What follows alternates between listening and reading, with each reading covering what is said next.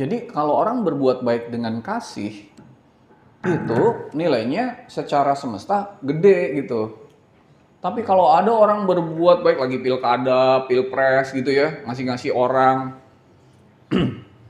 nggak pakai ini loh, wah, di sini banget, kalau gua kasih dia bisa vote berapa. Itu nggak, nilainya kecil banget, meskipun mungkin ada setitik. Tapi kecil karena yang dilihat kasihnya gitu. Ada lagi orang yang berbuat baik untuk, wah, ya itu tadi kalau pilpres pilkada kan demi dia, demi ini, demi ego, demi apa kan. Itu orang yang berbuat baik tapi lagi berpaling gitu. Kalau dibilang di Qur'annya, coba buka tuh, surat 3 ayat 39 ayat 65. Surat 39 ayat 65. Surat 39. Jadi 139 ayat 65. Az-Zumar ya. Iya. Ayat 65. Ayat 65. Surat Az-Zumar ayat 65 bunyinya adalah, dan sungguh telah diwahyukan kepadamu dan kepada nabi-nabi yang sebelummu, sungguh jika engkau menyekutukan Allah, niscaya akan hapuslah amalmu dan tentu engkau orang yang merugi, termasuk orang yang merugi. Nah, jadi kalau mempersekutukan Allah dapat apa? Hapus amalnya. Hapus gitu kan? amalnya. Rugi. Ya, atau misalnya surat 2 ayat 262 gitu. Surat 2 Ayat 262. 262. Surat Al-Baqarah ya. Iya. 262.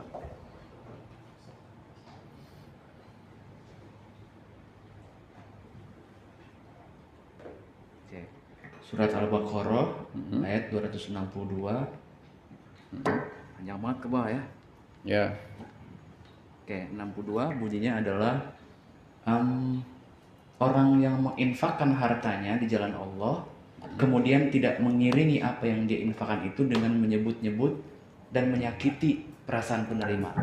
Mereka memperoleh pahala di situan mereka, tidak ada rasa takut pada mereka dan mereka tidak bersedih hati. Nah, oke. Udah ngasih orang, orangnya dikata-katain gini, pakai kasih nggak itu? Nggak ada. Berarti itu dalam keadaan nggak ada setitik kasih di dalam pemberian itu. Karena yang dilihat bukan perbuatannya, tapi kasihnya itu loh. Gitu. Makanya itu harus dengan kasih.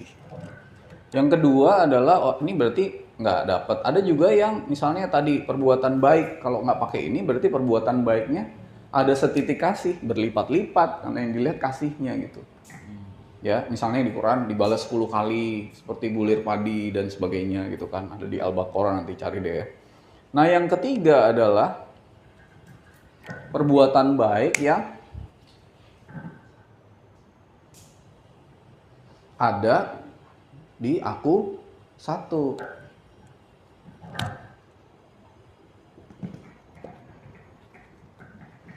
Ketika kita berbuat baik tadi dengan misalnya gini, di aku satu atau aku dua. Saya berbuat baik ke kamu itu karena aku berbuat baik kepada aku yang lain. Kamu itu aku yang lain loh. Nolongin orang karena dengan kesadaran bahwa kamu itu aku yang lain. Aku tuh harus berbuat baik ke kamu. Bukan karena aku pengen dapat balasan atau gimana, enggak. I'm just doing good with myself because you are my other self gitu. Kamu tuh aku yang lain gitu. Itu beda banget kesadarannya, kasihnya juga beda banget gitu. Nolongin orang tuh bener-bener yang dengan sepenuh hati gitu. Bukan karena benefit yang kita terima gitu. Itu nilainya besar. Itu berarti berbuat baik udah di aku dua. Nah, kalau udah di aku satu, artinya berbuat baik itu cuma aliran aja. Ngalir aja, udah ngalir nggak, ini udah ngalir. Jadi as if 28 ayat 77, coba buka tuh. 28 ayat 77. Surat Al-Qasas ya, ayat 77. Surat Al-Qasas ayat 77 bunyinya adalah, dan carilah pahala negeri akhirat dengan apa yang telah dianugerahkan Allah kepadamu. Tetapi janganlah kamu lupakan bagianmu di dunia dan berbuat baiklah kepada orang lain, sebagaimana Allah telah berbuat baik kepadamu. Nah, gitu. Dan janganlah kamu berbuat kerusakan di bumi, sungguh Allah tidak menyukai orang yang berbuat kerusakan. Carilah kebahagiaan, carilah kepadamu negeri akhirat. Akhirat itu di mana sih negeri akhirat itu? Hah? Di dalam diri kita. Akhirat kan kemarin kita bahas, akhirat itu adalah suatu realitas yang unlimited, yaitu di hati, di jiwa, di perasaan. Gimana? Kalau dunia itu ada di mana? Di pikiran. Jadi akhirat itu aja aku 3, Ya. dunia itu adanya di aku 4 gitu, kira-kira gitu. Dan jangan lupakan bagianmu dari kenikmatan duniawi. Kenikmatan duniawi itu ya bolehlah makan enak, ya nggak? Punya mobil bagus, ya punya baju yang bagus gitu. Nggak boleh lupa, itu nggak boleh terus kita tetap harus gitu. Tapi berbuat baiklah kepada sesama kamu sebagaimana Allah telah berbuat baik kepadamu. Jadi berbuat baiknya seperti siapa? Seperti Allah. Seperti Tuhan. Tuhan kalau berbuat baik milih-milih agama nggak? Nggak ada. Ya udah kayak aku nih berbuat baik karena aliran Tuhan aja gitu, berngalir berbuat baik. Itu berlipatnya beda lagi. Makanya saya suka bilang itu doing good with God. Berbuat baik bersama Tuhan gitu. Ya. Yang terbaik itu berbuat baik beserta Tuhan, maksudnya bersama kasih Tuhan gitu. Kayak Mother Teresa itu benar-benar kelihatan banget bahwa dia tuh emang berbuat baik udah benar-benar ngalir dari aku satu. Jadi yang disebut orang musyrik berbuat baik itu sia-sia itu bukan karena KTP-nya gitu loh, Bu. Wah, kamu orang Kristen ya, kamu berbuat baik sebaik apapun nggak akan dapat pahala kamu. Aku mau tanya, di dunia ini kebanyakan orang menderita agamanya apa? Nah ya iya, kan udah kelihatan. Karena di Kristen perpuluhan kita cuma 2,5. Ya ini hidupnya lebih enak. Kan itu hukum semesta. Ada surat 8 ayat 41 mau dibahas loh. Ya, oke. Surat 8, surat Al-Anfal ayat 41. 41. Iya. Oke. Surat Al-Anfal ayat 41 bunyinya adalah, dan ketahuilah sesungguhnya segala yang kamu peroleh sebagai rampasan perang, maka 1/5 untuk Allah, Rasul, kerabat Rasul, anak yatim, orang miskin, dan ibnu sabil. Jika kamu beriman kepada Allah dan kepada apa yang kami turunkan kepada hamba kami di hari Furqan, yaitu pada hari bertemunya 2 pasukan, Allah Maha Kuasa atas segala sesuatu. Rampasan perang tuh perangnya di mana? Perang di mana? Di sini lah mau ngasih, yang bilang jangan dikasih, ini gini, yang ini bilang kasih aja, betul nggak? Perang nggak itu? Iya, itu Yang menang yang mana? Nah kalau yang menang yang mau ngasih, itu namanya rampasan perang, harus 1/5 untuk Allah. Maksudnya 1/5 untuk Allah itu di mana sih? Hah? aliran. Maksudnya masa 1/5 kasih Allah, maksudnya apa? Nah, surat 9 105 coba buka tuh. Surat 9. Surat At-Taubah. Surat 9 105. 105 ya.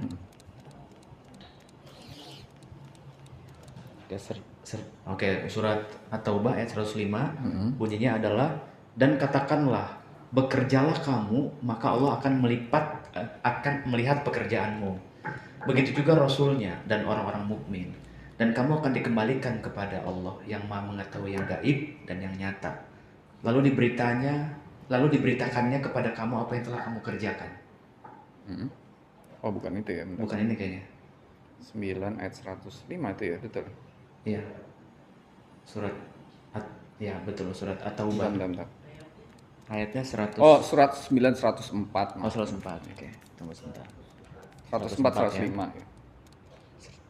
104 surat At-Taubah adalah bunyinya, tidakkah mereka mengetahui bahwa Allah menerima tobat hambanya dan menerima zakatnya? Menerima sedekah, itu kata-katanya bukan zakat, salah tuh. Iya. Bunyinya sodakot di sini ya. Sodakot. Sodako kemana? Ke orang mana? Kalau di surat 9 ayat 60, sodako tuh ke orang miskin, orang yang membutuhkan. Jadi maksudnya 1/5 harta untuk Allah tuh untuk siapa? Allah menerima sedekah nih. Yang menerima itu siapa? Si orang miskin dan sebagainya. Jadi 1/5 harusnya ke sana. Cuman buat orang-orang ada yang 1/5, waktu itu saya pernah di ini, kamu 50% gitu. Jadi tiap orang relatif beda-beda. Di 25 ayat 67, 25 ayat 67 itu dibilang nggak boleh terlalu sedikit, nggak boleh terlalu banyak, relatif. Makanya ikutin ini.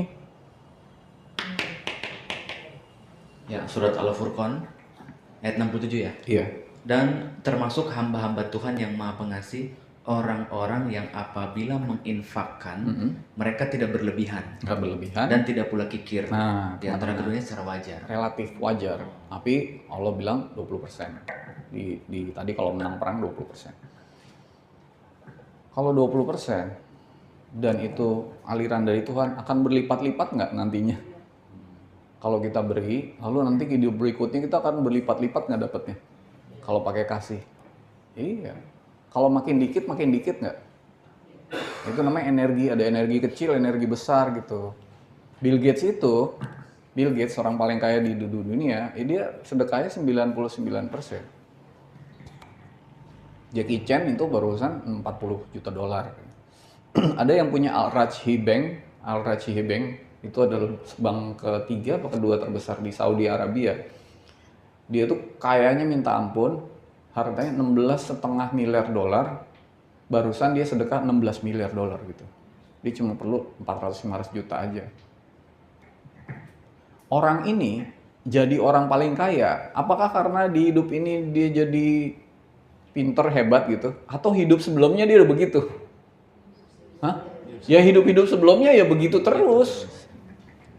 Jadi dia gitu loh. Agamanya apa? Ada yang Ar-Rajhi Bank, agama Islam. Bill Gates agamanya apa? Jadi bukan yang dilihat orang musyrik itu musnah amalnya itu bukan karena KTP-nya atau perbuatannya, tetapi karena sikap hatinya gitu. Nggak pakai kasih sama sekali misalnya. Jadi ada yang berlipat-lipat, ada yang biasa, ada yang sama sekali enggak gitu, kira-kira gitu. Tapi kalau ada kebajikan setitik pasti ada kasih. Makanya saya bilang di sini kalau keburukan ada kasih enggak? Enggak. Makanya dibalasnya setimpal. Kalau yang ini enggak. Kasih itu energi yang besar sekali gitu. Dan kasih yang terbesar, energi yang terbesar adalah yang terhubung dengan aku satu. Oke. Nah, sekarang kita loncat. Kalau ibu bapak sekarang sudah pulang ke aku satu, di mana semua perbuatannya adalah perbuatan Tuhan, semua pengalamannya adalah pengalaman Tuhan melalui aku, maka yang berbuat itu siapa sebenarnya? Hah? Aku berbuat nggak? Aku ngapain?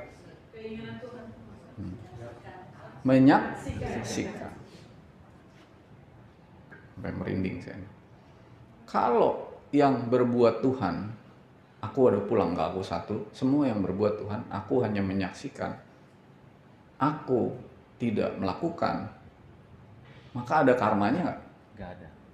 Nggak ada. Jadi bisa nggak kita terbebas dari hukum karma selama kita hidup? Bisa. Bisa. Kalau yang melakukannya adalah aku satu. Itu maksud Allah tuh gitu loh. Kamu nggak terbebas kamu dari hukum. Aku yang melakukan semua gitu. Ya. Kalaupun kamu berperang, kamu membunuh orang katanya di surat 9, itu aku yang membunuh gitu. Kan gini. Kita diajarin kasih sayang kata sahabat Nabi. Kita harus berbuat baik sama orang. Kita harus menolong, harus compassion. Tetapi ada orang yang lagi nyerang kampung kita nih. Kita harus perang nih. Gimana gue harus membunuh? Ya kan?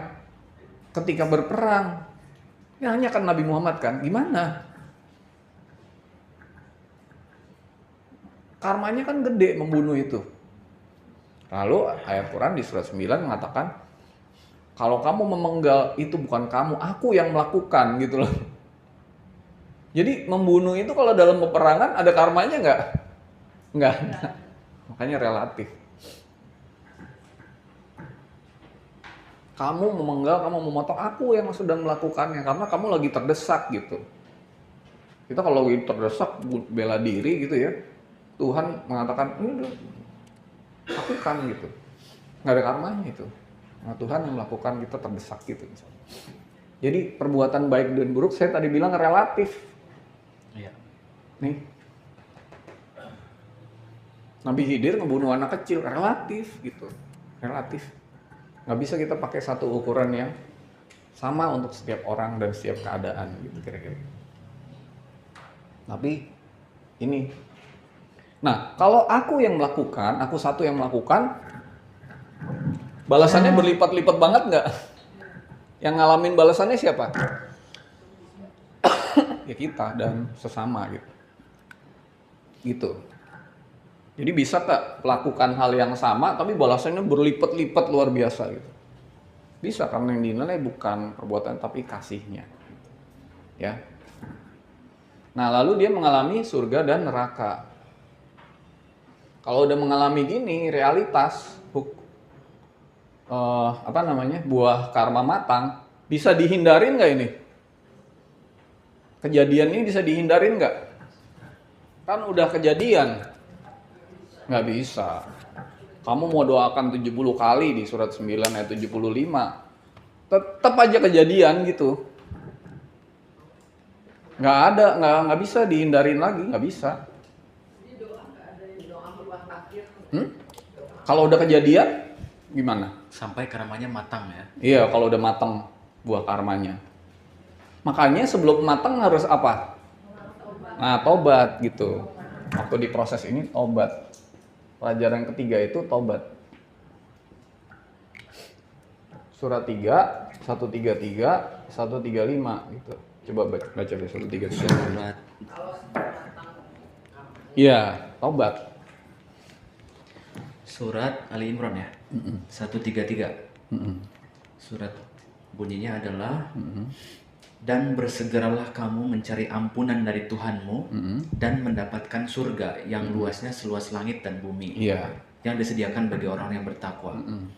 Yaitu orang-orang yang berinfak baik di waktu lapang maupun sempit dan orang-orang yang menahan amarahnya dan memaafkan orang lain. Dan Allah mencintai orang-orang yang berbuat kebaikan. Harus bersegeralah kamu. Ulangin lagi itu 133-nya. Dan bersegera kamu mencari ampunan nah, dari Tuhan. Bersegeralah itu artinya apa? Sebelum karmanya matang. Jadi mau tobat kapan harusnya? Segera. Tobat itu yang dilihat Allah apanya sih? Apa astagfirullah gitu? Hah? Apanya? Sikap hatinya apanya tuh? Kesadarannya. Allah itu nggak mau membalas kita kok enggak. Di surat 48 ayat 1 dan 3, 1 sampai 3, dosa itu sudah diampuni sebelum dilakukan. Iya. Allah tuh Maha Pengampun. Surat berapa tadi? Surat 48 1 sampai 3. 48 1 sampai 3. Iya. Sungguh kami telah memberikan kepadamu kemenangan yang nyata. Agar Allah memberikan ampunan kepadamu atas dosamu yang lalu dan yang akan datang. Yes. Serta menyempurnakan nikmatnya atasmu dan menunjukimu ke jalan yang lurus. Dan agar Allah menolongmu dengan pertolongan yang kuat atau banyak. Dosa yang akan datang kan? Ya, yang lalu dan yang akan datang. Jadi yang akan datang udah diampunin belum? Udah. udah diampunin. Dilihat nggak dosanya kecil atau besar? Nggak ada. Kalau seluruh manusia itu seperti Hitler, semuanya tetap diampunin kok gitu. Karena yang dilihat Allah tuh adalah sadar nggak gitu. Jadi kalau di surat 39 ayat 53, janganlah kamu berputus asa kepada ampunan dan rahmat Tuhanmu. Sebesar apapun dosa kamu, ampunan Allah jauh lebih besar kok gitu. Jauh lebih besar kok gitu. Jadi jangan berputus asa gitu. Jangan merasa, dosa gue tuh udah banyak banget. Emang siapa yang nggak banyak dosanya? Jangan juga ngerasa, gue ini udah bersih dari dosa. Itu malah nggak boleh gitu. Iya, ada kan surat 53, nanti baca aja ya, 53, 31, 32. Jangan merasa dirimu suci gitu, udah bersih gitu. Nah, jangan berputus asa kepada ampunan Allah. Jadi harus tobat itu artinya sadar. Minta ampun sadar. Kesadaran dapat, dosa itu udah diampunin gitu. Nah, jadi tobat. Tobat. Saya mau nanya nih sekarang ya. Kalau sudah ada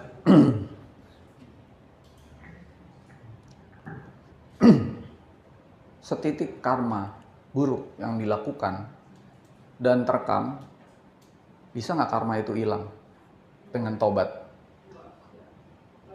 Nggak bisa. Karma itu nggak pernah hilang. Jadi tobat tuh ngapain sebenarnya? Nah, tobat itu adalah satu, sadar. Ya mohon ampun ya. Mohon ampun. Dua, sadar. Ketiga, itu energi dinaikin.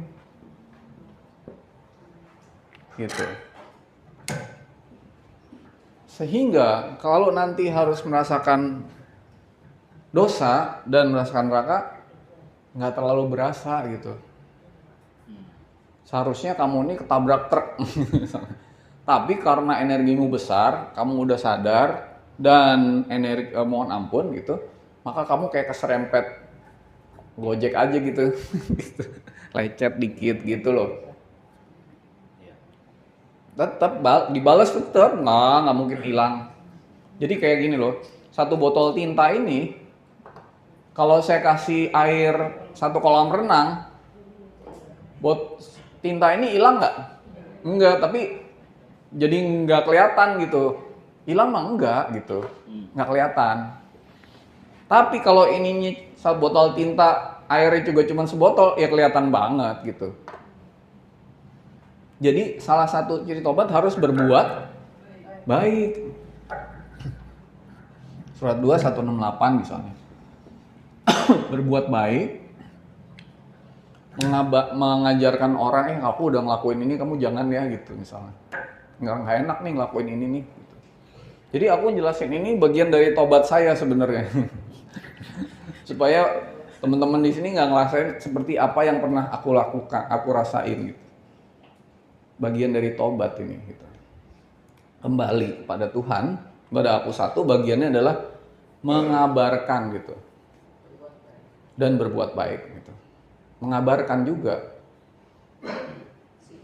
Tapi Allah sebenarnya nggak menghukum dosa karena kejahilan, karena gua belum sadar ya. Tapi dikabarkan habis tobat, dikabarkan berbuat baik dan mohon ampun dan meningkatkan energi gitu. Kalau cuman astagfirullahaladzim itu nggak sadar, latah dan energinya nggak naik juga gitu, ya dia tetap akan ngalamin ini gitu ya. Nah, surat 2 271. Ini ayatnya banyak banget nih. Mana ya? Surat 2 272 gitu. Nanti surat baca sendiri ya. Ya, surat Al-Baqarah ya. Nih ada nih. Dosa menghapus sedekah menghapus, perbuatan baik menghapus sebagian dari dosa. Maksudnya bukan dihapus, dinetralkan gitu. Nggak mungkin terhapus gitu. Atau di 4 114.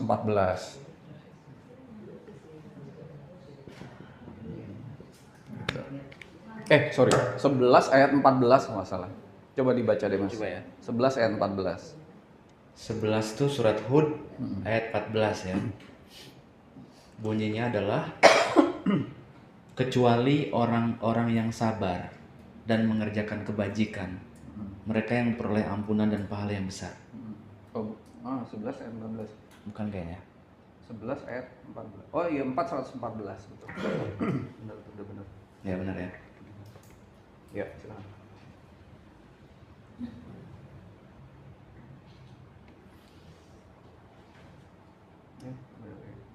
11 ayat 14 atau berapa ya? Aku lupa tuh ayatnya, bentar ya, nanti Ya. mungkin 11 itu surat Hud kan ya? Iya, ya, Ayat bukan yang ini.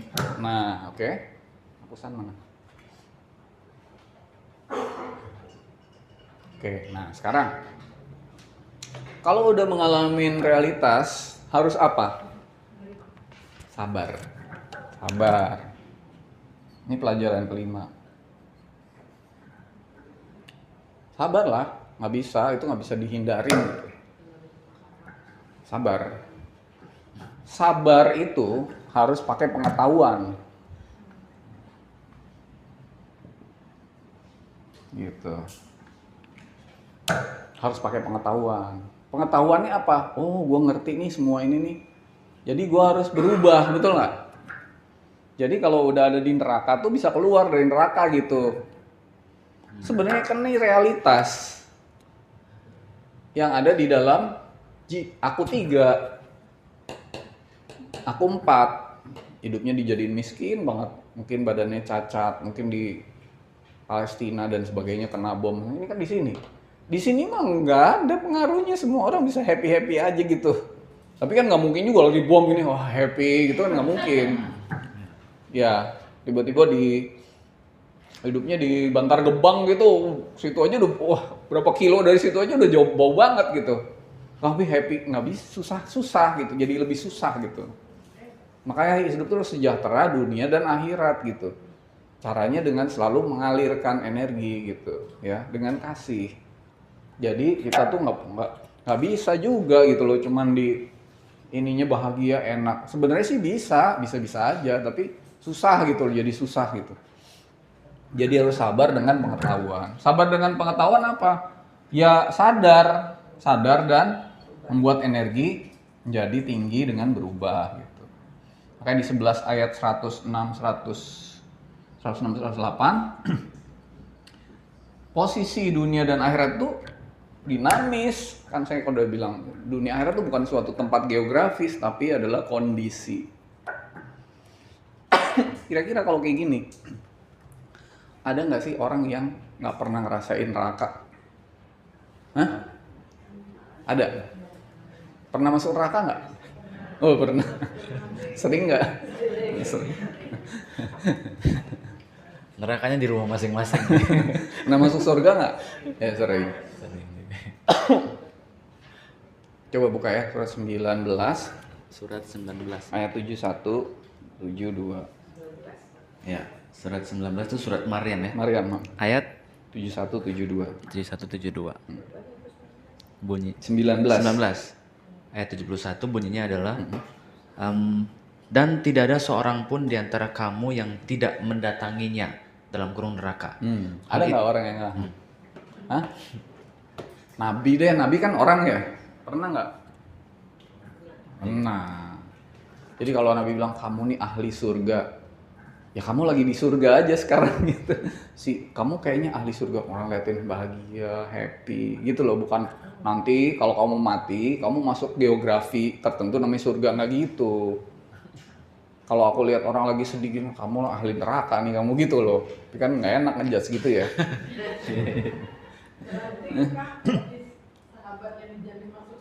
Nah ya, bukan dijanjiin udah masuk surga dia. Sudah, tapi surganya yang mana dulu? Kan itu hari-hari kita bisa pindah-pindah terus. Bisa nggak masuk neraka abadi? Kholidina fiha abada, kata gitu kan? Saya udah jelasin kemarin, abadi itu ada eternal, ada forever. Apa bedanya eternal sama forever?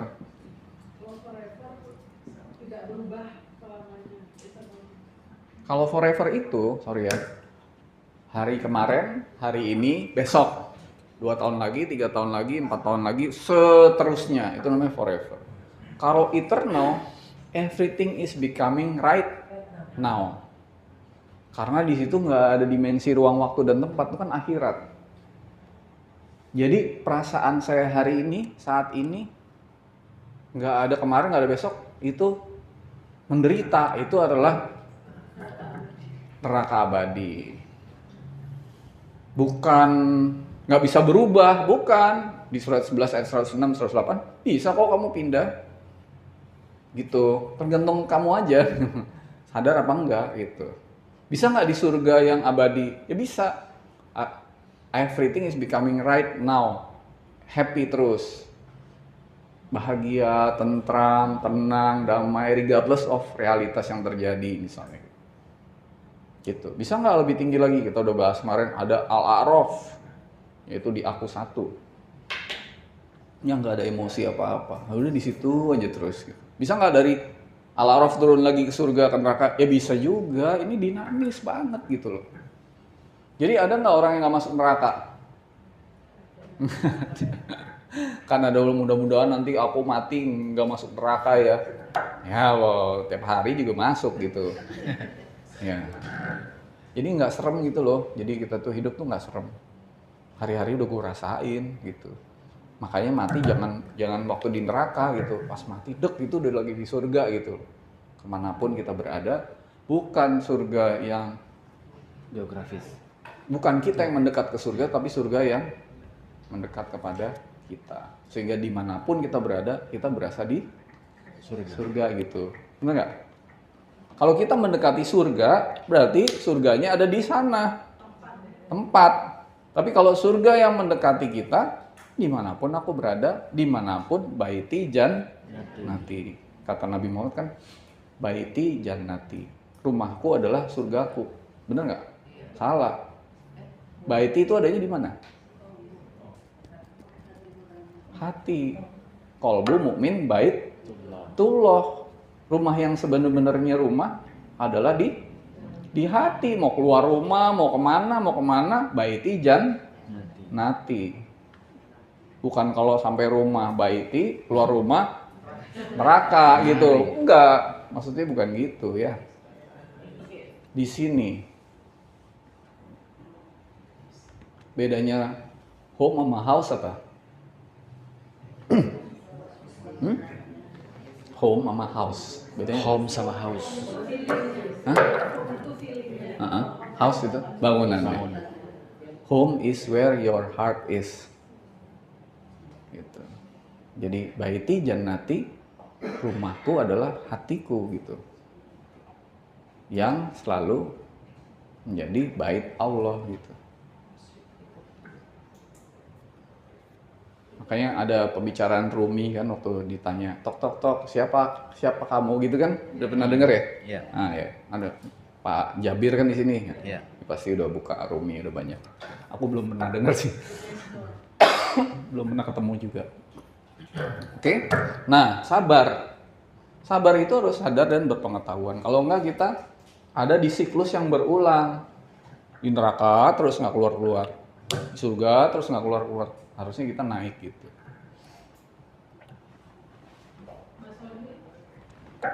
Boleh dijelaskan konkretnya yang dimaksud proses dan taubat dan kesadaran sebelum jadi karma itu kan sebelum dia ini sebelum matang itu kan ada saat jadi proses itu kita taubat. Iya. Kenapa nggak langsung matang? Iya, dikasih kesempatan, manfaatin kesempatan dengan sebaik-baiknya dengan cara tahu, sadar. Kan tadi saya bilang, Tuhan itu nggak mau menghukum kok, dia cuma pengen kita sadar. Kadang-kadang orang itu harus dikasih kekurangan, dikasih sesuatu supaya dia belajar. Kalau semua dikasih, kayak rezeki di Quran di surat berapa tuh? Rezeki itu kalau dikasih sesuai ukuran gitu. Kalau dikasih berlebihan orang tuh nggak pernah belajar. Makanya di Al-Baqarah 204 apa ya. Bahwa kamu dikasih kekurangan segala macam itu supaya kamu belajar gitu. Belajar itu berproses gitu, ada prosesnya. Dan ada waktunya gitu. Ada waktunya. Sehingga nanti karma itu akan terjadi pada saat yang tepat, orang yang tepat, kondisi keadaan yang tepat, di waktu yang tepat. Semuanya serba tepat. Algoritmanya yang ngatur udah algoritma yang gede banget gitu, yang kita sangat kompleks sampai nggak tahu kenapa ya gue malah dapet ini gitu.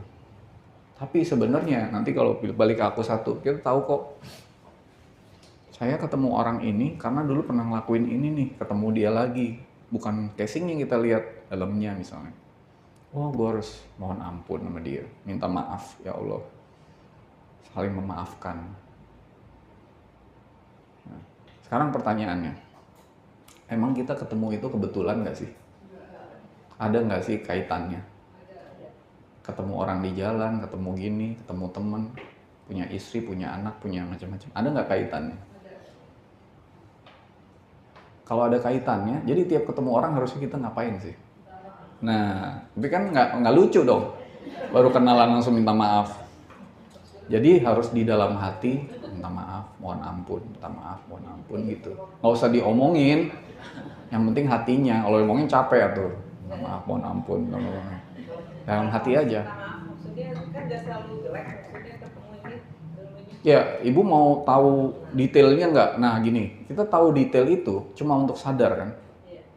Misalnya ibu ketemu saya nih, ibu mau saya buka dulu kita pernah di masa lalunya gimana, kan nggak perlu tahu detail. Yang penting kita ketemu sekarang kan, semesta mempertemukan kita, berarti ada sesuatu nih. Nggak kebetulan dong. Iya, nggak kebetulan, tapi belum tentu kan dalam keadaan jelek, maksudnya Iya. minta maaf itu dan kan selalu ada yang hal yang Iya, pertanyaannya mau kita pikirin dulu nggak? Kayaknya dulu jelek apa bagus ya? Kalau jelek, kalau bagus gue nggak usah minta maaf deh. Ya kan? Capek kan? Ya udah minta maaf aja semua gitu. Iya. Gitu. Iya. Maaf, liman memaafkan gitu. Kadang-kadang pikiran kan kepo ya, gue salah apa sama dia ya gitu. Bukan selalu negatif Enggak, sih betul enggak, ya. enggak juga. Betul. Iya, gitu. Apalagi. Nah, jadi semua tuh namanya kesejahteraan, kesehatan, spiritualitas, hubungan, semua ditentukan oleh hukum tabur tuai. Semua. Ini yang menentukan nasib orang jadi kayak gimana, sejahteranya dia gimana, hubungan gimana. Hubungan kenapa sih dia jadi suami gue gitu? Kan hukum tabur tuai. Gue kesel banget deh sama suami gue, rata-rata kan begitu ya, ada rasa kesel, sebel gitu. Iya, tabur tuai gitu. Makanya harus memaafkan. Sama anak gitu, boleh nggak marah-marahin gitu? Nggak boleh. Coba Mas buka surat 64 ayat 14 sampai 15. Surat 64. Surat tunggu ya. 64 itu surat 64 ya. Itu Iya. surat At-Taghabun ya. Iya. Ayatnya 14 sampai 15. 14. Wahai orang-orang yang beriman, sesungguhnya di antara istri-istrimu dan anak-anakmu ada yang menjadi musuh bagimu. Maka berhati-hatilah kamu terhadap mereka. Dan jika kamu maafkan dan kamu santuni serta ampuni mereka, maka sungguh Allah Maha Pengampun dan Maha Penyayang. Nah, gitu. Ayat 15-nya, sesungguhnya hartamu dan anak-anakmu hanyalah cobaan, dan di sisi Allah pahala yang besar. Kalau kita mau Maafkan. memaafkan, kalau kita nggak mau memaafkan, jadilah cobaan. Kalau mau memaafkan, jadilah anak, istri, semua itu jadi sarana. Beda nggak sarana sama cobaan, tujuan? Azwaj itu mungkin diterjemahkan sebagai Pasangan harusnya, bukan istri. ya. Pasangan. Iya. Aswaja itu pasangan. Azwaj Iya, itu saya pasangan. lupa. Iya. Pasangan itu aswaja. Iya. Jadi, maukah kita menjadikan semua ini jadi sarana atau tujuan? Kalau kayak saya mau jadi sarana, kita ketemu semua jadi sarana, ya maafkan, berbuat baik, dengan kasih, jangan lupa loh. Segala sesuatu perbuatan tanpa kasih itu akan sia-sia atau kecil dampaknya. Gitu. Nah ini siklus terus gini, keputusan, kejadian, keputusan, melakukannya gimana, lalu karma atau dharma, proses, matang, dan sebagainya sampai akhirnya kita masuk ke sini. Sampai apa? Sampai kita pulang kembali ke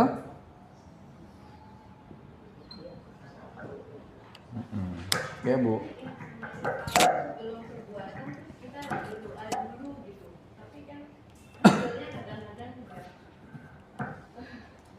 Doa ya, sedikit ya mengenai doa ya. Ya, ya. Bu, Allah Maha tahu nggak? Maha tahu. Sebelum ibu berdoa, Allah udah tahu nggak doa ibu? Hah? Udah tahu. Lalu kenapa harus berdoa? Kan udah tahu.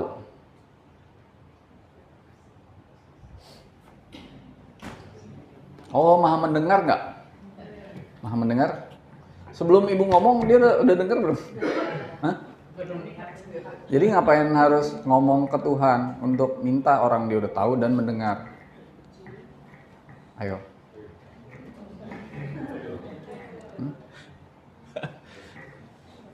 Kata-kata di dalam doa itu dari ibu siapa namanya? Ibu Riana. Kata-kata ibu di dalam doa itu dari Bu Riana kepada Tuhan yang maha mendengar dan maha tahu.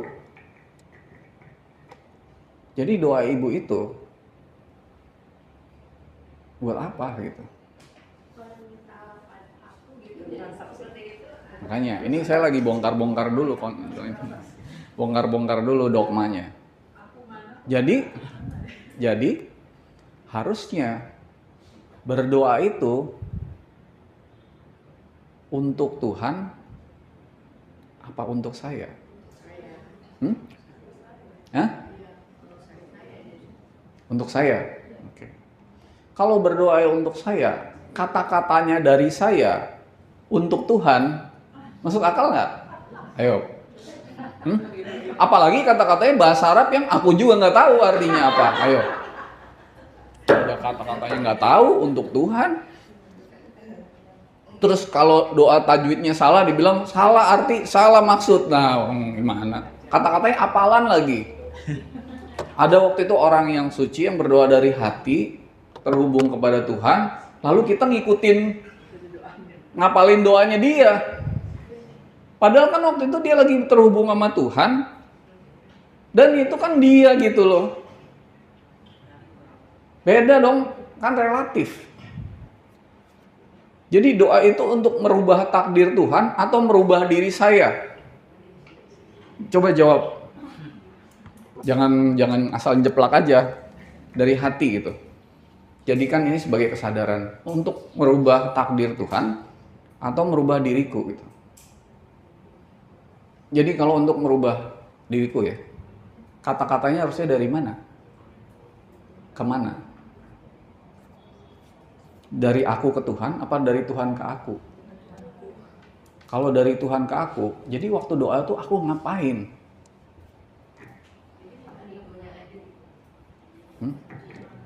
Nah, jadi kalau kayak gitu doanya adalah ya itu kalau udah di aku satu kun fayakun. Doanya adalah ya Allah, ku pasrahkan seluruh hati, seluruh jiwa, seluruh pikiran, kan doa bisa dari pikiran kan. Seluruh pikiran, seluruh jiwa, seluruh hatiku, hati nuraniku semua ku pasrahkan kepadamu untuk engkau pergunakan mulutku segala macam ini untuk engkau pergunakan ya, kata-kata nggak penting nanti tapi ini konsep ya ini untuk engkau pergunakan, engkau tuh aku satu untuk berdoa kepadamu untuk merubah diriku gitu. Mana yang harus dirubah dalam diriku ya Allah gitu. Nanti kata-katanya keluar tapi bukan dari kita. Untuk merubah kita, bukan minta takdir Allah berubah. Ya Allah jangan gini dong, jangan gitu dong, betul nggak? Ya. Nah, jadi untuk melakukan perbuatan, ada orang yang gini. Saya berusaha jadi orang yang ikhlas dan kasih. Ada orang yang, aku itu nggak bisa ikhlas dan kasih. Jadi aku minta pertolongan Tuhan untuk menunjukkan gimana sih cara berbuat baik yang ikhlas dan kasih itu. Yang mana yang lebih benar? Yang pertama apa kedua? Kedua. Apapun yang terbaik dari Tuhan, 4 ayat 79 gitu. Ya. Jadi berdoanya gitu. Kata-kata nggak penting, yang penting ngerti, paham, sadar. Ah ini gini, ah gimana nih Allah gini, ini gimana sih? harusnya gimana sih gitu. Rubahlah diriku untuk berbuat baik sesuai dengan apa yang kau kehendaki gitu. Beramal soleh gitu. Gitu.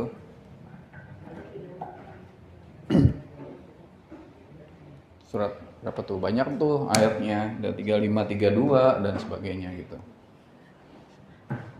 Itu doa Bu ya. Oke. Ada pertanyaan lagi? Ya, ada lagi pertanyaan? Ya. Bu.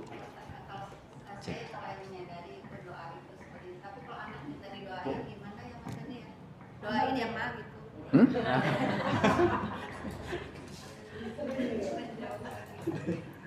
Ya, tiap orang tuh punya kesadaran beda-beda ya. Kita kadang-kadang ngomong sama anak kecil, sama anak yang dewasa. Saya anggap ibu-ibu semua di sini udah dewasa. Makanya saya ngomongnya begitu. Kalau yang enggak ya, saya pernah umroh gitu sama temen. Sampai di depan Ka'bah dia ngeluarin set gitu. Si Ina, si Inu, si Ina, si Inu, si Ina, Inu. Aku bilang, lu ngapain lu? Ini titip doa nih semua. Kenapa titip doa? Nggak tahu tuh. Lo emang di Jakarta Tuhan nggak ada? Aku bilang gitu. Ya, kesadarannya masih di situ. Kan gue bercanda dong. Di Jakarta Tuhan nggak ada ya? Gue bilang gitu. Kenapa lo di sini dititipin doa gitu? Jadi orang jadi nggak percaya diri, minta doa ke orang suci, orang mana. Padahal hubungan kita sama Tuhan tuh semua sama. Nggak ada yang lebih jauh, nggak ada yang lebih dekat, semua di dalam Tuhan.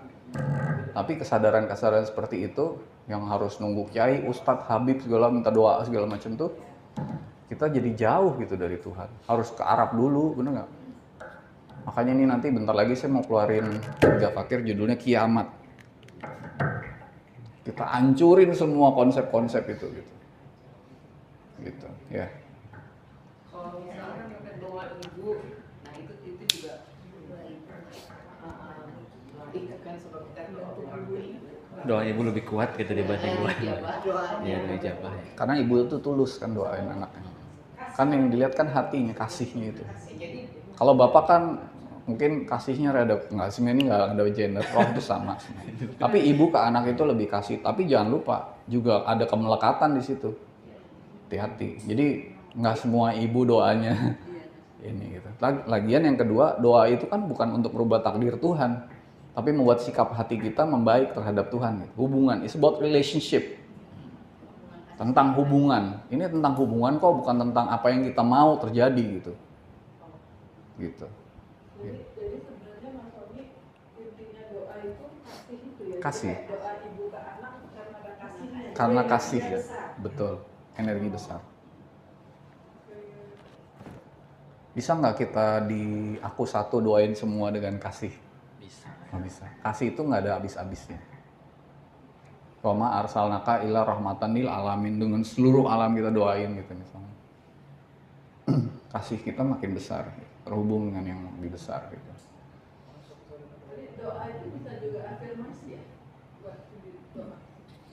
Afirmasi. Iya, nanti kalau itu dihukum frekuensi.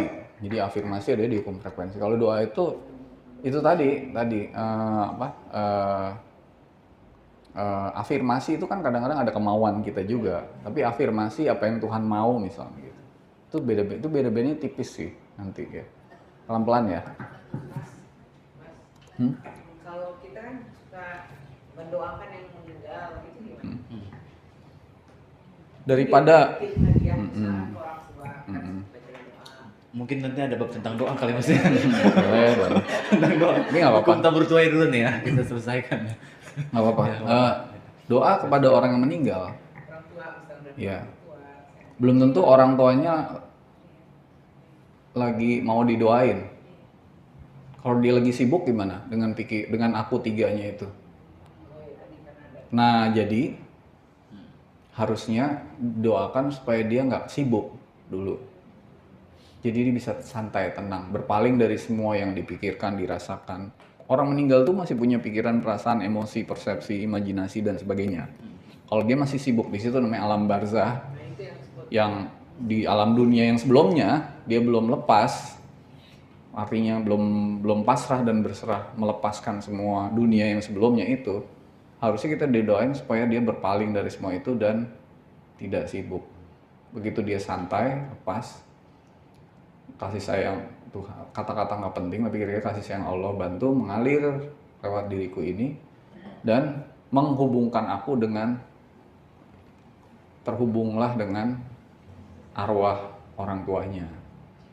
Rasakan enak, lek, ada ini mulai terhubung enak gitu, dan dia udah mulai nggak sibuk dan sebagainya, baru diajak berdoa bersama-sama, bukan didoain. Nah, kasih sayang Allah bantu untuk kita berdoa bersama yuk gitu. Kata-kata nggak penting. Nah, baru berdoa bersama-sama yang dibimbing Tuhan gitu. Bukan didoakan tapi diajak berdoa. Kalau saya misalnya takziah gitu ya, orang yang baru meninggal, pasti saya duduk sama dan mengajak dia berdoa bersama gitu. Yuk kita berdoa sama-sama yuk gitu. Biasanya berubah dibandingin kita doain dia. Kalau dia lagi berpaling gimana? Gitu. Nah, tadi kan dibilang kalau perbuatan nggak pakai kasih, perbuatan itu nggak pakai kasih, maka nggak ada ini ya, nggak ada efeknya. Makanya Tuhan tunggu gitu loh.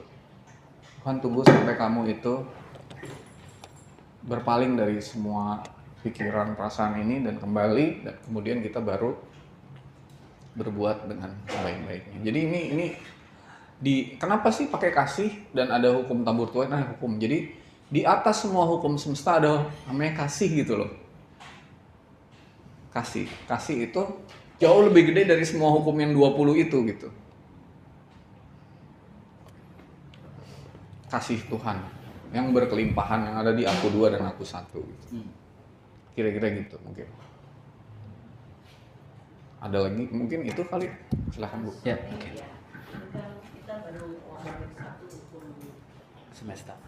hukum semesta yang diciptakan Allah sebagai sistem yang otomatis kan, supaya kita bisa menjalani kehidupan ini masing-masing gitu. Apa yang diceritakan tadi hukum semesta, semua hukum semesta ini kan berlaku kepada kita masing-masing dalam menjalani hidup ini kan. Nggak ada yang terbebas dari hukum ini, nggak ada. Ya, nah mungkin kalau aku bicara tentang diriku sendiri ya aku fokus kepada semua hukum ini agar aku bisa menjalaninya dengan baik. Ya. Tapi pada saat sekarang kita di jagat ini, di dunia ini sedang bersama-sama begitu. Ya ngomong contoh misalnya dalam sebuah organisasi atau sebuah lingkungan RT RW gitu kan, andai kata kita ini diberi amanah gitu mengkoordinir, kadang-kadang kan kita menciptakan hukum-hukum gitu ya, seperti contoh misalnya yang ekstrimnya Nabi Khidir membunuh seorang anak begitu. Kalau kita di dunia sekarang mungkin dihukum gitu. Nah itu gimana penerapan si hukum-hukum ini terhadap komunitas tadi gitu Mas Sony? Ya. Kalau ini kan tadi kita fokusnya ke kita sendiri gitu, maaf nih Mas Sony. Iya, jadi kan kemarin saya udah bicara ada hukum yang dibuat Tuhan, yang Bapak Ibu nggak perlu sepakat, gitu. Tapi berlaku gitu, bukan berdasarkan kesepakatan gitu. Ada hukum yang dibuat manusia, makanya atiullah wa atiur rasul wa ulil amri minkum. Jadi taatilah Allah, taatilah utusannya, tapi juga taatilah penguasa gitu, yang ngatur hukum. Itu harus juga ditaatin gitu. Dan di tiap daerah beda-beda. Coba kita makan permen karet di Jakarta nggak apa-apa, kalau ke Singapura didenda misalnya gitu kan. Jadi tiap orang punya hukum, tiap daerah punya hukum sendiri-sendiri gitu. Itu ada yang hukumnya bener, ada yang enggak gitu. Kan hukum banyak juga yang ngaco kan. Makanya di surat 5 ayat 50 hukum, apakah hukum Allah atau hukum jahiliyah yang kamu mau terapkan gitu kan. Sebagai contoh misalnya sedekah gitu misalnya. Sedekah itu mungkin secara kita di negara mana nggak perlu, tapi hukum Allah kita harus tetap sedekah dimanapun misalnya gitu, setiap hari gitu. Nah jadi itu. Yang kedua ada juga perjanjian, misalnya kayak Pancasila gitu. Pancasila itu kesepakatan yang kuat, sebagai negara kita diikat berdasarkan itu. Kalau dibilang misakul walidoh, perjanjian yang teguh yang kamu buat. Kayak misalnya kayak misalnya perjanjian Nabi Musa dengan kaumnya yang disebut Taurat atau Ten Commandment, itu perjanjian loh Bu. Bukan hukum yang 20 ini, lain. Taurat yang ini sama Taurat yang di itu tuh beda. Itu perjanjian Bani Israel gitu dengan Nabi Musa gitu. Iya. Nggak boleh membunuh, nggak boleh apa, nggak boleh berzina dan sebagainya. Itu kesepakatan. Syariatnya lah ya itu ya. Iya, Syariat. kesepakatan hukumnya itu. Nah, kita itu harus ngikutin semuanya gitu. Cuman harus tahu bahwa ada hukum ini loh. Yang kamu mau agama apapun, negara apapun, dimanapun kamu kena gitu. Gitu. Nah, itu bisa diaplikasikan di mana saja kalau kayak gini. Bukan di tempat tertentu pada orang tertentu dan sebagainya. Di mana saja. Nah, ini kalau ditanya juga nggak ada referensinya gitu kan. Dapat dari mana nggak tahu gitu. Kenapa cuma 20 nggak 21? Ya nggak tahu, ya gitu aja gitu. Ya terserah mau dipakai apa enggak gitu. Tapi kalau yang dialirkan ke saya tuh 20 gitu. Tapi di atas itu ada namanya kasih yang berada di atas semua hukum semesta itu. Kira-kira. Nah, itu kelihatannya Mas. Jadi kalau lihat ada kejadian, ada keputusan, ada pilihan, ada melakukan. Melakukan itu dari kecil, pikir. Ada yang melakukan hal yang dharma atau baik, terbaik dari Tuhan, dari itu aku satu. Ada yang karma. Lalu dua ini berproses jadi matang, ada dosa, ada pahala, dan semua itu ada balasannya. Bisa dinetralkan, nggak bisa dimusnahkan. Pahala berlipat, dosa enggak, lalu surga, ada neraka, lalu kemudian, nah ini bisa eternal gitu, eternal, bisa eternal hell, eternal heaven. Gini, eternal hell tuh gimana sih? Ini deh, orang yang nggak tahu hukum ini, hidupnya melarat, sengsara, miskin dan sebagainya, lalu dia bilang, kan hidup gue udah sengsara, masa suruh nolongin orang? Gue ini adalah orang yang harus ditolong, betul? Akhirnya, sebagai victim ya dia. Ya, sebagai korban. victim. Ya. Akhirnya dia ada perbuatan baiknya nggak? Nggak ada, apalagi sedekahnya. Lalu dia hidup lagi, miskin lagi nggak? Ya miskin lagi. Terus gitu lagi dibilang, aku nih orang yang menderita, sengsara, miskin, papa, merana, harus aku ditolong orang. Hidup lagi, gitu lagi nggak? Gitu lagi terus gitu. Makanya ajaran Quran, kalau kamu berkesempitan, kamu harus tetap sedekah dan berbuat baik. Yang dilihat bukan jumlahnya, nah itu adilnya, tapi kasihnya itu, keikhlasannya. Tolongin orang kayak dengan tenaga, bantuan apapun gitu. Kalau enggak kamu ada di siklus eternal hell. Coba buka 65 ayat 7. Ya, buka 65 ayat 7. Nah. Ya. Surat 65. Dan kamu nggak bisa lari dari sini. Aku udah capek ya Allah, aku nggak mau sengsara lagi. Ini hukumannya harus tahu gitu. Surat At-Tolak ayat 7. Ayat 7 ya. Oke. Surat At-Tolak ayat 7. Satu aja ya. Ya. Sedikit lagi ya. Ya, hendaklah orang yang mempunyai keluasan memberi nafkah menurut kemampuannya. Dan orang yang terbatas rezekinya, hendaklah memberi nafkah dari harta yang diberikan Allah kepadanya. Allah tidak membebani seseorang melainkan sesuai dengan apa yang diberikan Allah kepadanya. Allah kelak akan memberikan kelapangan setelah kesempitan. Nah, kalau orang lapang harus tetap sedekah. Kenapa? Karena tiap hari kan kita energi keluar. Kita makan, kita dapat rezeki kan keluar. Kalau nggak nanam lagi, turun nggak makin lama? Bilang energinya low atau turun gitu. Nah, kalau lagi kesempitan harus tetap apa? Iya, kalau nggak ada di eternal hell tuh. Gitu. Surat 3:133 tadi kan? Ya. Bersedekah dalam kondisi lapang dan Sempit. Tadi dibilang Allah akan memberikan kelapangan sesudah kesempitan kalau kamu mengalir gitu. Energi itu harus ngalir gitu. Kalau kita nih dapat energi besar, hidup sejahtera tapi nggak pernah sedekah, lama-lama turun nggak? Habis nggak? Apalagi pelit dan sebagainya, habis nggak? Habis. Makanya nggak boleh bermewah-mewahan. At-takasur kan, alhaqumut takasur hatta zurtumul maqabir. Kalau saufa ta'lamun, summa kala saufa ta'lamun. Kalau lau ta'lamuna ilmal yakin la tarawunnal jahim, summa la tarawunha ainal yakin, summa latus nalunna yauma idin anil neraka jahim. Neraka itu udah energinya makin lama makin udah. Makanya Quran nggak boleh kamu boros. Nggak boleh boros tuh, nggak boleh boros-borosin energi gitu loh. Ini hukum energi nih, energinya makin lama makin dikit. Terhubunglah dengan sumber energi yang ini gitu. Bersedekahlah dengan kasih terus gitu. Terhubung dengan energi yang besar gitu. Niatnya nggak usah pakai niat apa. Kita udah tahu kok hukumnya. Orang niat itu kan nggak tahu hukum. Mudah-mudahan Allah membalas ya. Ya pasti bukan Allah juga kali yang membalas gitu. Masa Allah urusin kamu satu-satu? Enaknya ini dibalas gimana? Ini gimana? Nggak gitu kali. Itu pertama. Yang kedua adalah cepet-cepet pulang deh ke aku satu. Supaya kita terbebas dari hukum karma ini. Supaya nanti yang melakukan apapun itu Tuhan. Kita hanya menyaksikan aja.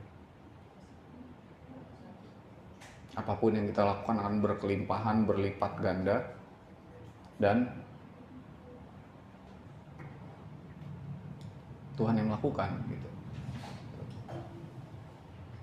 Jadi hidup ini jadi enak gitu. Kalau semuanya Tuhan yang melakukan. Itu pesannya mungkin dua itu. Makasih. Assalamualaikum warahmatullahi wabarakatuh. Ada pertanyaan lagi? Enggak. Mana ada lagi? Ya, satu lagi.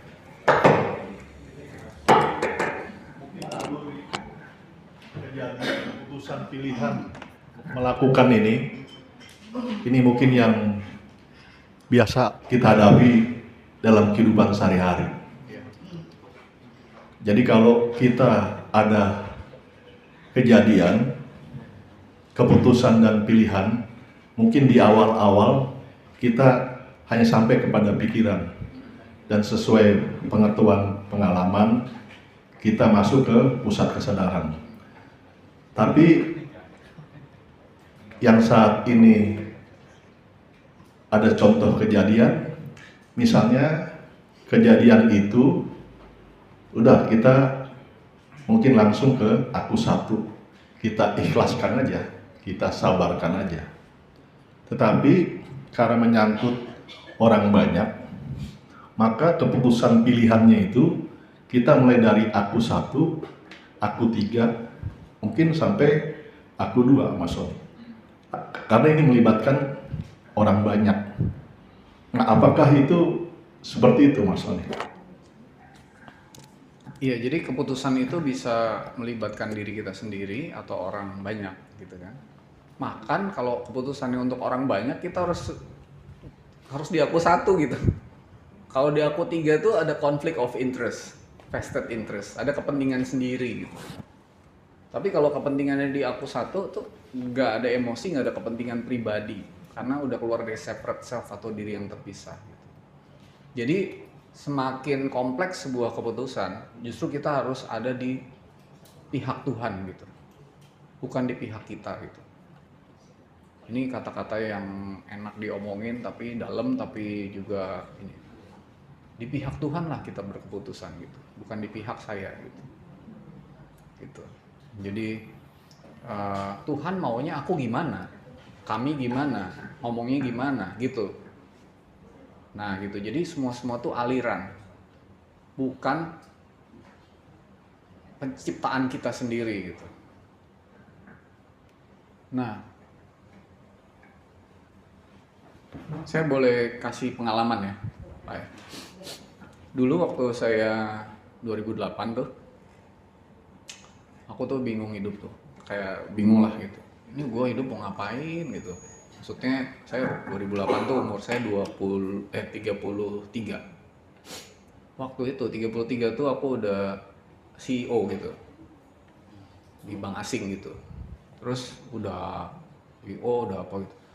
Gue umur segini udah gini, terus gue mau ngapain lagi gitu loh. Bener, ini nggak sombong apa ya, ini kejadian bener. Ngapain?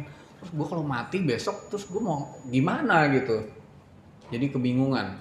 Kebingungan itu adalah awal dari petunjuk kan. Wa wajadaka dolan fahada. Ketika kamu bingung, aku kasih petunjuk. Jadi hidup tuh harus bingung dulu gitu. Kalau hidup itu kehidupan yang nggak bermakna adalah kehidupan yang tidak dipertanyakan gitu. Makanya nanti saya mau bahas tentang malaikat mungkar dan nakir gitu. Malaikat mungkar nakir itu nanti bukan yang nanya man robuka, man nabiyuka, bukan. Mungkar nakir itu ada di dalam kita yang selalu mempertanyakan hidup ini gitu. Gitu. Hidup ini harus dipertanyakan terus. Ini kenapa ya Allah kok gini? Ini gimana baiknya gimana? Itu mungkar nakir namanya. Fungsi mungkar nakir dalam tubuh kita itu dalam diri kita dalam mempertanyakan segala sesuatu gitu. Sehingga ada jawabannya gitu. Lalu pada waktu itu ini gue mau gimana ya? Udah aku bilang aku mau nanya tapi aku nggak mau ngomong. Akhirnya suatu hari saya Jumat pulang kantor malam gitu, aku bilang sama istriku sama anak, aku nggak mau diganggu ya, aku mau meditasi aja. Mulutnya gue kasih selotip gitu. Terus saya di luar di taman gitu pakai sajadah, pakai ini udah diem aja udah. Hidup ini gue harus ngapain gitu. Nah itu pertanyaan itu tuh bener-bener yang aduh gimana gitu. Sampainya keluar pas nggak dapet jawaban juga tuh sampai jam berapa 4 pagi gitu di luar gitu. Wah akhirnya nggak dapet jawaban. Terus saya tidur akhirnya pas tidur langsung dibacain surat Al-Maun gitu. Surat Al-Maun waktu mimpi tidur itu, bacain surat Al-Maun berkali-kali gitu. Wah ternyata hidup itu harus berbuat baik ya gitu. Terus saya paginya bangun langsung sedekah kan, ini ceritanya agak panjang, saya potong aja karena udah mau makan siang ya. Akhirnya sedekah, ada kejadian yang menarik tapi nanti lah, agak mistik dikit gitu. Intinya sedekah, terus udah gitu pas sedekah saya bilang harus kayak gini tiap hari ya, nggak cuma sebulan sekali atau setahun sekali ya.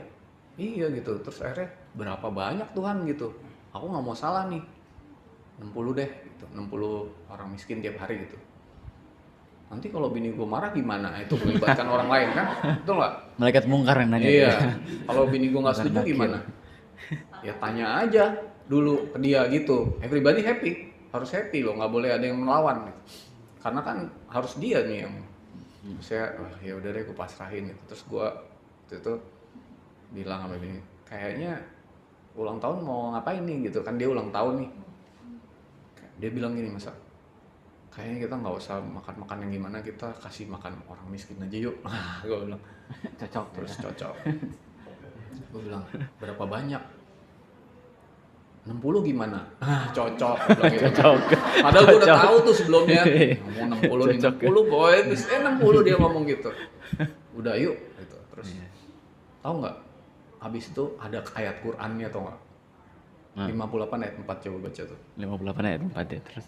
Jadi ada nih ayatnya gitu.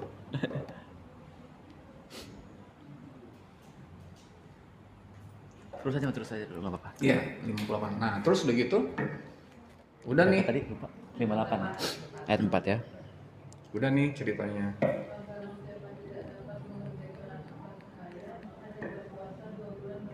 Nah itu. Ya. Nah, terus Tetapi barang siapa tidak mampu, maka kembalikan 60 orang miskin dan menyatakan beriman kepada Allah. nah itu ayat itu saya nggak pernah lupa tuh. Ya. Karena